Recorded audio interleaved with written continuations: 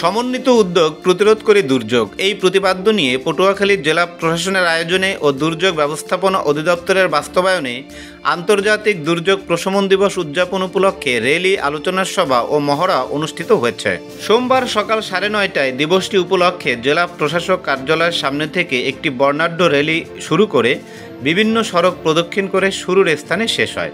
Rally শেষে জেলা প্রশাসক সম্মেলন কক্ষে আলোচনা সভায় অতিরিক্ত জেলা প্রশাসক মাসুদুল আলমের সভাপতিত্বে প্রধান অতিথি হিসেবে উপস্থিত ছিলেন জেলা প্রশাসক ডক্টর মোহাম্মদ শহীদ হোসেন চৌধুরী। বিশেষ অতিথি হিসেবে উপস্থিত ছিলেন জেলা মাধ্যমিক শিক্ষা অফিসার মোহাম্মদ মুজিবুর রহমান, সদর উপজেলা নির্বাহী কর্মকর্তা ইফাত আরা জামান উর্মি, পটুয়াখালী ফায়ার সার্ভিস ও সিভিল ডিফেন্সের ভারপ্রাপ্ত সহকারী পরিচালক Mohammad Bellal Uddin.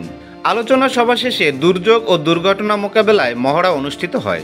Mohammad Farid Uddin, desk report, south BD news 24।